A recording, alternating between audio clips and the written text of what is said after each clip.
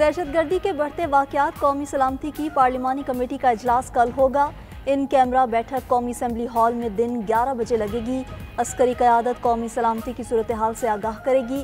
तहरीक इंसाफ का पार्लिमानी कमेटी इजलास में शिरकत का फैसला 14 अरकान की फहरिस्त स्पीकर को भिजवा दी। वज़ीर आज़म शहबाज शरीफ ने वफाकी काबीना का इजलास भी कल तलब कर लिया। मुल्क की सियासी और सिक्योरिटी सूरत हाल का जायज़ा लिया जाएगा। काबीना बैठक में कौमी सलामती कमेटी की तजावीज़ पर भी गौर होगा।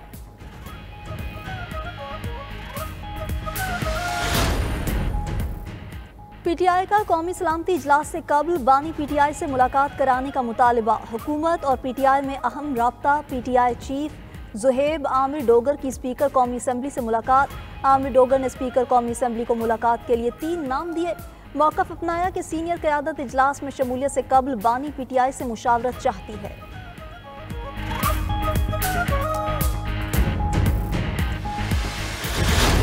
दहशतगर्दी की जब बात आ जाती है तो उसको बड़ा सीरियसली ले। उसमें ये नहीं कौन किस पे तनकीद करता है। पाकिस्तानी जहां भी मरता है वो पाकिस्तान का नुकसान है, वो चाहे आलिम है या कि जाहिल है, वो पाकिस्तान ही का नुकसान है। इसमें एक राय लेनी चाहिए और कोऑर्डिनेटेड एफर्ट्स होने चाहिए। दहशतगर्दी के मामले को संजीदा लेने की ज़रूरत है। इसमें ये फ़र्क नहीं होना चाहिए कि कौन किस पर तनकीद कर रहा है। पाकिस्तान में जो भी दहशतगर्दी में मरता है वो पाकिस्तानी है। चेयरमैन पीटीआई बैरिस्टर गौहर की मीडिया से गुफ्तगू। कहा, मुल्क में होने वाली दहशतगर्दी में भारत और रॉ मुलव्विस है। दहशतगर्दी जहाँ भी हो उसकी भरपूर मजम्मत होनी चाहिए। संगीन मसले पर पूरे ऐवान को ऑन बोर्ड लेना चाहिए। पेशावर में गुफ्तगू करते हुए पीटीआई के सेक्रेटरी तलाश शेख वकास अकरम ने कहा कि बानी पीटीआई की कैद को 590 दिन बीत गए। हुक्मरानों ने इस मुल्क का बेड़ा गर्क कर दिया। पीटीआई खैबर पख्तूनख्वा के सदर जुनेद अकबर ने कहा, बानी पीटीआई इस वक्त सियासत का इक्का है, बाकी सब सिफर हैं जिनकी कोई अहमियत नहीं।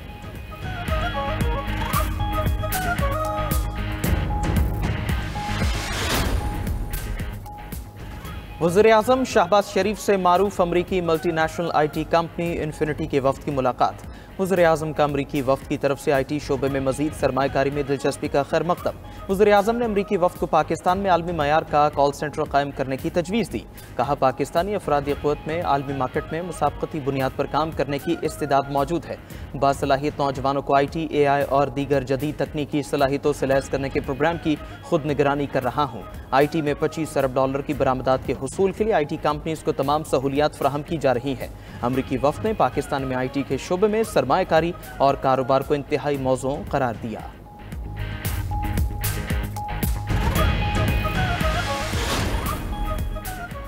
सरकारी मुलाजमीन की तनख्वाह बढ़ेगी या नहीं, वजारत खजाना कंफ्यूज। वजीर खजाना मोहम्मद औरंगजेब ने कौमी असम्बली में तहरीरी जवाब जमा करवाया कि आइंदा माली साल में सरकारी मुलाजमीन की तनख्वाहों में इजाफे की कोई तजवीज़ ज़ेर गौर नहीं। मुलाजमीन के अलाउंसेज और पे स्केल पर नजरसानी की तजवीज़ भी नहीं। वफाकी सरकारी मुलाजमीन की पेंशन बढ़ाने पर भी गौर नहीं किया जा रहा। वजीर खजाना के तहरीरी जवाब के बाद वजारत खजाना की वजाहतें। कहा कि वजीर खजाना ने कौमी असम्बली के फ्लोर पर खिताब करते हुए ऐसा कोई ऐलान नहीं किया और ना ही बयान दिया है। वजीर खजाना ने सरकारी मुलाजमीन के पे स्केल्स पर नजरसानी या उनकी तनख्वाहों के हवाले से कोई बात नहीं की। उठाया जाए, मैं अगर मेरे इस्तीफे से जो है ये मामला हल होता है तो मैं हाजिर हूँ। मुझे कोई इसमें जाफर एक्सप्रेस वाक़े के बाद मेरे इस्तीफे से मामला हल होता है तो हाजिर हूँ। वज़ीर दिफा ख्वाजा आसिफ का अपोजिशन के मुतालबे पर रद्द-ए-अमल। सहाफ़ी से गुफ्तगू में कहा, हमले के बाद मुझे जिम्मेदार ठहराया जा रहा है। वज़ीर इत्तलात पंजाब अज़मा बुखारी कहती हैं, वज़ीर आला KP को अफ़गानों की फ़िक्र है, अपने सूबे की नहीं। सूबे में दहशतगर्दी में अफ़गान मुलव्वस हैं और वज़ीर आला कहते हैं अफ़गानों को ना निकालें। ये सियासी जमात नहीं, दहशतगर्दों का टोला है। अफगानिस्तान पाकिस्तान में दहशतगर्द भेज रहा है और वज़ीर आला वहाँ वफ्द भेज रहे हैं। इनके भगौड़े बाहर बैठकर मुल्क के खिलाफ साजिशें कर रहे हैं। दहशतगर्दों की हिमायत करने वालों को पाकिस्तानी नहीं कहा जा सकता।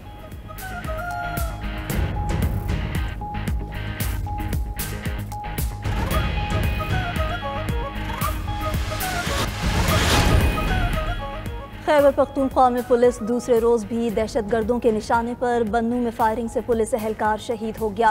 खैबर जमरूद बाईपास पर FC चेक पोस्ट पर दहशतगर्दों का हमला। पुलिस के मुताबिक फायरिंग के तबादले में सपाही कलीम और सपाही लियाकत जख्मी हुए।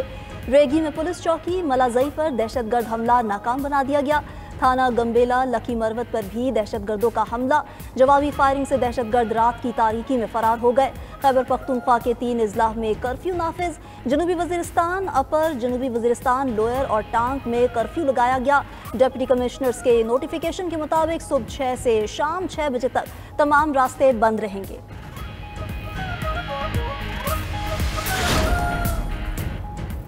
एक 190 मिलियन पाउंड केस में पेशरफ्त। बानी पीटीआई और बुशरा बीबी का सजा मौतली की दरखास्त दायर करने का फैसला। सजा मौतली की दरखास्त रवां हफ्ते इस्लामाबाद हाईकोर्ट में दायर होंगी। ज़राए के मुताबिक दरखास्त में मरकजी अपील के हतमी फैसले तक सजा मुअत्तल करने की इस्तदा की जाएगी। उधर इस्लामाबाद हाईकोर्ट में सुपरिटेंडेंट अडियाला जेल की दरखास्त मंजूर। कायम मकाम चीफ जस्टिस सरफराज डोकर ने बानी पीटीआई से मुलाकातों के केसेस यकजा करके लार्जर बेंच बनाने की हिदायत कर दी।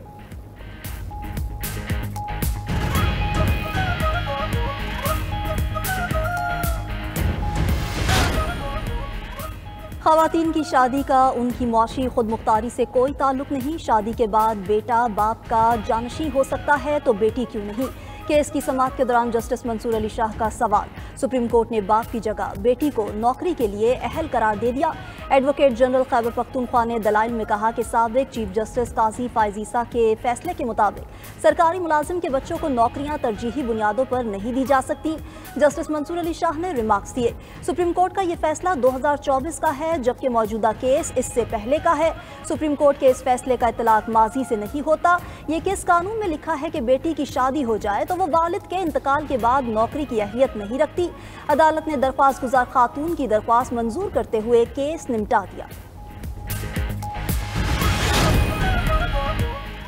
बगैर शादी पैदा होने वाले बच्चों की किफालत बायोलॉजिकल बाप की जिम्मेदारी करार। लाहौर हाईकोर्ट के जस्टिस अहमद नदीम अरशद ने केस का तहरीरी फैसला जारी कर दिया। 5 साल बच्ची के खर्चे के दावे से मुतालिक केस दोबारा ट्रायल कोर्ट को भेज दिया। ट्रायल कोर्ट को शवाहिद की रोशनी में दोबारा फैसला करने की हिदायत। अदालत ने फैसले में लिखा, बायोलॉजिकल बाप बच्ची के अखराजात उठाने का पाबंद है। जो बच्ची के पैदा होने का जिम्मेदार है, अखराजात का जिम्मेदार भी वही है। खातून ने बच्ची के खर्चे के लिए बायोलॉजिकल बाप के खिलाफ दावा दायर किया था।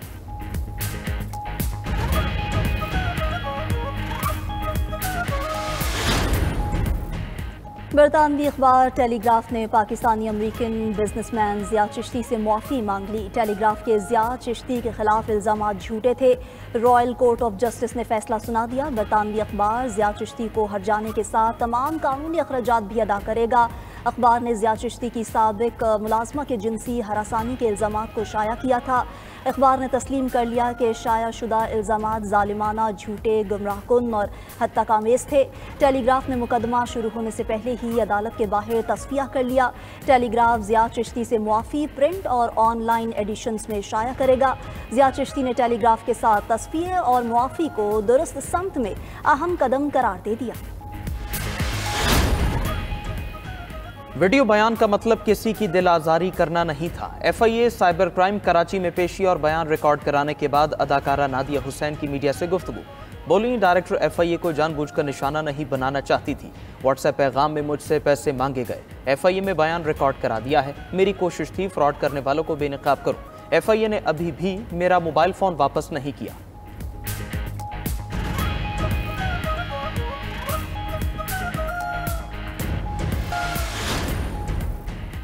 पाकिस्तान के मारूफ दराज़कद शख्सियत नसीर सोमरो इंतकाल कर गए। 7 फीट 9 इंच कामत के नसीर सोमरो की उम्र 55 साल थी।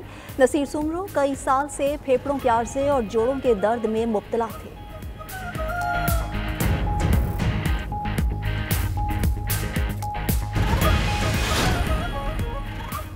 यमन में अमरीकी फ़ज़ाई हमलों में शहदा की तादाद 53 हो गई। 101 जख्मी। अमरीकी हमले में हौसी सिक्योरिटी चीफ अब्दुल मुल्क बदरुद्दीन अल हौसी भी जाँ बहक हुए। मुशीर अमरीकी अक़वामी सलामती का कहना है यमन पर हमलों में मुतादिद हौसी रहनुमा मारे गए।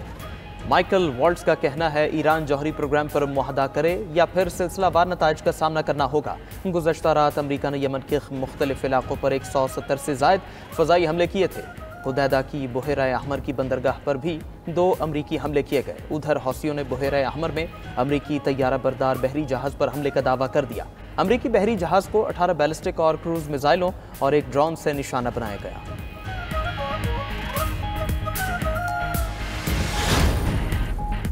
इसराइली वज़ीर-ए-आज़म का दाखिली सिक्योरिटी एजेंसी शिन बेत के सरबराह को बरतरफ करने का ऐलान। मीडिया रिपोर्ट्स के मुताबिक शिन बेत के सरबराह ने वज़ीर-ए-आज़म का फैसला मानने से इनकार कर दिया और कहा कि नेतन्याहू चाहते हैं उनकी ज़ाती वफादारी करूं। ज़ाती वफादारी की ख्वाहिश इसराइली मुफादात के खिलाफ है। इसराइली अटॉर्नी जनरल का कहना है कि फैसले के हक़ाइक़ और कानून पर मबनी होने का जायज़ा लिए जाने तक बरतरफी मुमकिन नहीं। दूसरी तरफ सेहूनी रियासत ने गजा में इब्तदाई जंग बंदी के मुआहदे पर अमल से इनकार कर दिया। अमरीका ने भी जंग बंदी के पहले मरहले की मियाद अप्रैल तक बढ़ाने की तजवीज़ दे दी। अमरीका ने एक जिंदा इसराइली नयाद अमरीकी और 4 की लाशें देने का मुतालबा भी कर दिया। हमास ने अमरीकी तजवीज़ मुस्तरद कर दी। फरीकैन से दूसरे मरहले पर अमल का मुतालबा।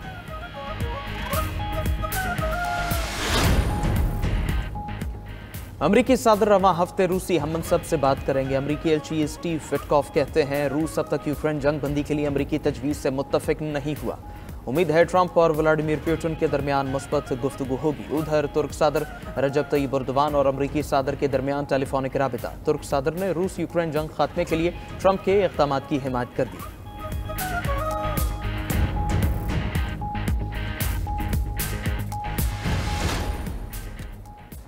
और मौशी तरक्की के लिए नागुज़ीर इंफ्रास्ट्रक्चर की तामीर और सरमायाकारी में तेज़ी का अज़्म।